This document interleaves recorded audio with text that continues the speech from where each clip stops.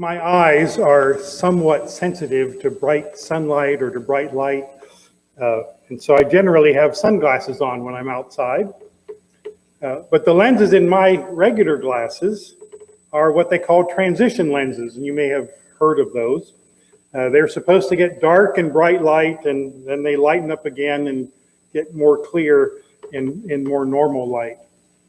And the transition when in direct sunlight is pretty quick. It works pretty fast. It takes a little longer coming back in to lighten back up, but the technology is pretty good. But I've also noticed that if I'm outside in bright sunshine in my car, or if I'm sitting in my office, especially when there's a blanket of snow and the sun shining off of the snow, that they really don't do much because it's not direct light, and yet it still bothers my eyes pretty significantly. So at home, I'll sometimes pull the curtains shut in my office, or I'll reach for my sunglasses when I'm in the car. Irregardless, most of the time I appreciate having these transition lenses. Transitions, something that we all go through. Quite often we're going through more than one transition at a time. Some transitions we celebrate, and some transitions we would just as soon avoid and not have to deal with them. About 12 years ago, I think that's right, Marcia, correct me, Marcia participated in a graduation ceremony recognizing the completion of her master's degree. It was certainly a transition to be celebrated. Is that right? Is it about 12 years? Did my math right? Sometimes our youth or children or grandchildren have gone through a graduation or a transition to a new stage. Our granddaughter is coming out of junior high and going into senior high this fall. Transition from being a student from the last 13 years to being a high school graduate is a transition to celebrate. It's one that we enjoy talking about. Life will change. There will be a transition to something new. It might be different. It might be scary. It might be exciting, scary and exciting sometimes at the same time. As parents, we watch a newborn grow and learn and change, transitioning from a small life that's completely dependent upon us to a toddler, learning to do some things for themselves, to a small child still needing some assistance, to an older child and then a youth, exploring and learning and growing more independent, to become a young woman or a young man who then leaves home to form their own household. And then we still pay attention and we're still concerned about that child. Marcia and our granddaughter Macy and I live in a log house on State Route 121 just south of New Madison, right across from New Garden Road. 23 years ago, we broke ground on an abandoned wheat field. It was filled knee-high with weeds and a few remaining wheat stalks. And a friend commented to me after our house was finished, "I didn't understand what you saw in that field, but now I see your vision come to life." Vision, goals, plans help us transition from one thing to another. Our land was transitioned from a field to a home. Transitions, frightening, confusing, celebrated. Some transitions happen rapidly, really quick. Others take a long time, perhaps even a lifetime. Some transitions are more drastic, others are more subtle. You, as the Trotwood congregation, along with support from your district, we are now going through a transition in pastoral leadership. There have been celebrations for Jen as she too is going through a transition from pastoring here to a search process for her next adventure, whatever that may be. There's a lot of history with this congregation and all kinds of reasons and explanations of where we are now and why we're here. But what is more important now is talking about where Trotwood goes from here. There's going to be some time to reflect, some time to grow, some time to consider, some time to dream, some time to vision. There also, and more importantly, there needs to be some time to listen to God's Spirit. And then action and work, effort and prayer to move forward in a time of transition. Over the years, I've heard wonderful accounts and stories of the assets of this congregation. There's some great stuff that you all have done. I hope you know that. There have been ministries that have reached out to the community and to the world, ways that you've engaged with neighbors and friends, and the wider church and the wider community, and even the wider world. But we also need to be open to change and to transitions so that we don't slide backward, that we don't revisit old things, but we revisit them in a way that helps us to inspire us to do something else, something new, to renew our discernment of the mission that God is giving to this community of faith, to share the good news of Jesus and to live as followers of Jesus. The disciples, as hopefully you know, were a diverse group. There was some blue-collar fishermen, there was a tax collector, there was a radical social outcast, there were some common people, and they were all transformed to start the church. They all transitioned from what they were to the vision that God had for them through the connection that they had with Jesus. They had listened to Jesus for several years, but when Jesus talked about his coming transition of death and resurrection, they were afraid and they cried out and they said, "No, it can't happen. We're not ready. We don't want this change. We want things just as they are." You know, we generally don't want change. Sometimes we're even afraid of change. We like the comfortable and the familiar.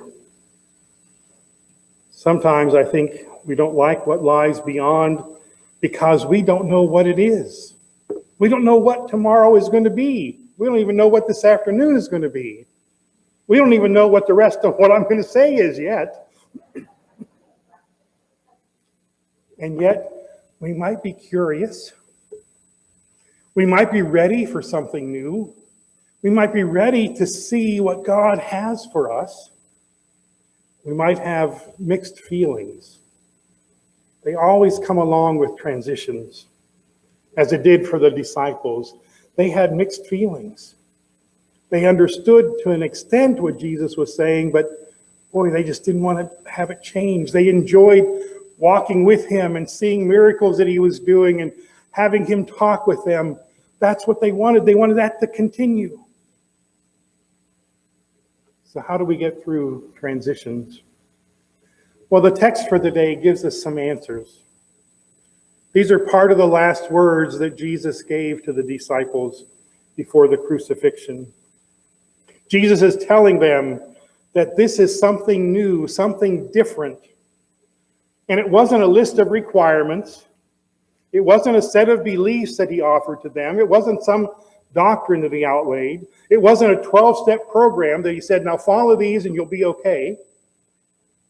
But he said what undergirds us through any and all transitions is here.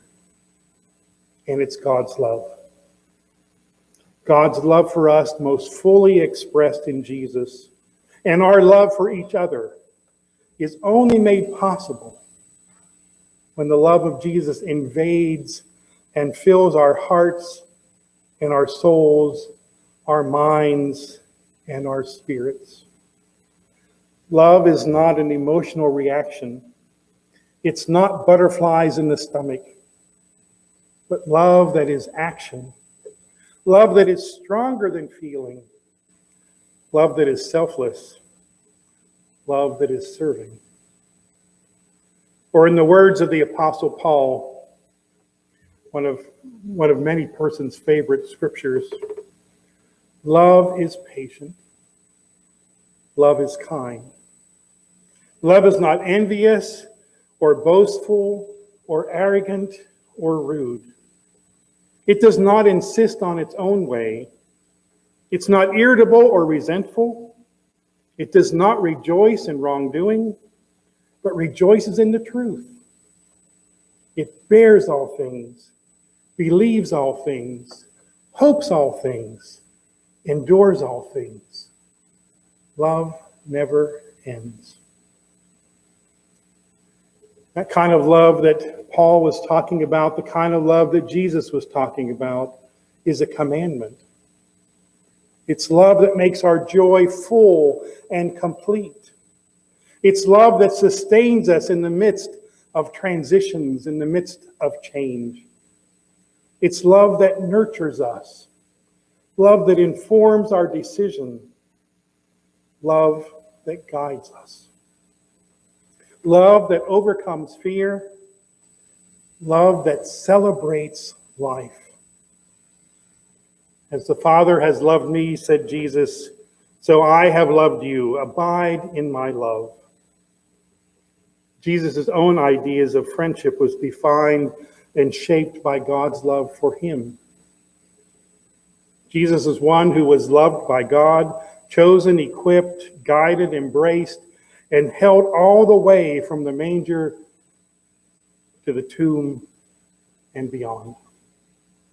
And as that love shaped and defined the life of Jesus and Jesus' ministry, so too that love shapes our ministry, our life, as his team of disciples, both then and now and into the future. You did not choose me, but I chose you, Jesus said. The kind of love that causes someone to be willing to sacrifice his or her own life springs from that deep well of having been loved that way, him or herself. In the Greek, the word friend literally means one who is loved.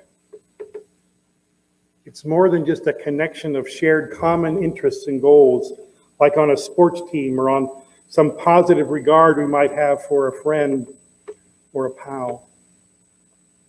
Friendship, in the way that Jesus uses it, is always grounded in a deeper love that survives the end of a ball season or a graduation ceremony or some other kind of transition. Last night, Marsh and I watched the Pirates play the Mets, and they were behind 6-0. And in the 8th inning, they scored 5 runs, so it was 6-5. In the top of the 9th, the Mets scored 1 more, and so it was 7-5. So going into the bottom of the 9th, I'm thinking, well, this is over. The Pirates got the bases loaded, 2 outs, bases loaded. Their catcher, who was a fair hitter, came to bat. First pitch, you know what he did? Hit a grand slam. So the Pirates won 9-7, and there was joy and celebration. But today is a new day, and they have another game. And so they have to start all over again. Transitions. We have those moments, and they should be celebrated when things go really well.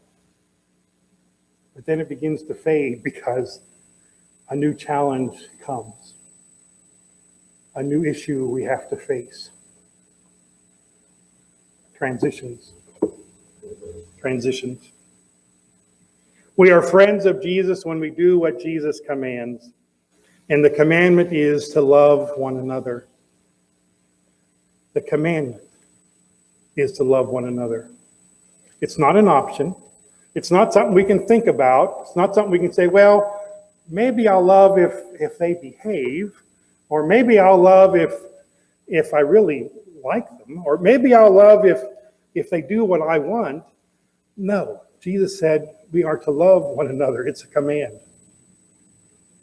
To be a friend of Jesus then means to be one who loves in a sacrificial way. It means following the example of Jesus. This is my commandment, Jesus says, that you love one another as I have loved you. That's a pretty tall order, folks. But that's what Jesus wants us to do. We need to love sacrificially. Love being willing to lay down our lives for each other. That's a hard teaching, and in many ways, and it might seem that, hey, that's more than what I can do. But we can't really learn to love until we have been loved ourselves as Jesus has loved us, and that we're willing to do what Jesus asks us to do. You know, we may never be called upon to give up our life, but there are lots of ways that we can lay down our lives that don't involve death or organ donation. We might need to amputate, as it were, our personal ambitions in order to do what's best for our family or for our church or for our community. We might be called to give sacrificially of our hard-earned money in order to care for someone who's experiencing a crushing need. We might experience a call to give up a lucrative career in order to pursue a ministry that serves people that the rest of the world has forgotten.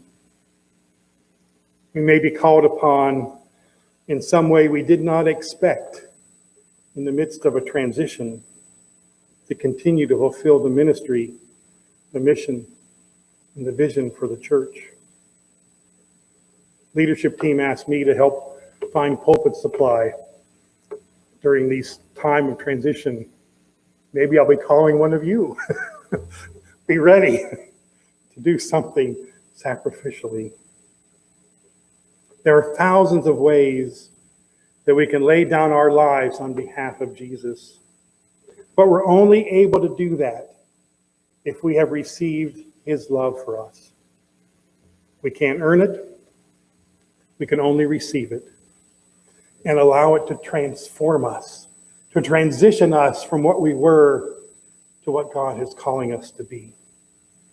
It's only then, as friends of Jesus, that we'll be able to bear the fruit that God calls us to. Change is the only constant that everyone agrees upon and the only one that everyone resists. People in general resist change, and that's certainly true in churches. But you know, every church is always in transition because the church is being born and it's growing and it's maturing and it might be declining, it might even be dying. Every church, every congregation is in some stage in that cycle of life. It's common to congregations and organizations. How we meet the demands of change tell us about our own viability, our own vitality, how we might be effective as God's people in this place. So as we go through this time of discernment and transition, we go through it together to discover God's mission for us. As we go through this time of transition, we go through it led by God's Spirit. Remember that. We're led by God's Spirit. We don't have to come up with all the ideas. We just need to listen to God's Spirit and to each other. So as we go through this time of transition, we will grow stronger if we live in the love of God and learn to love each other as Jesus loved us. Amen and amen.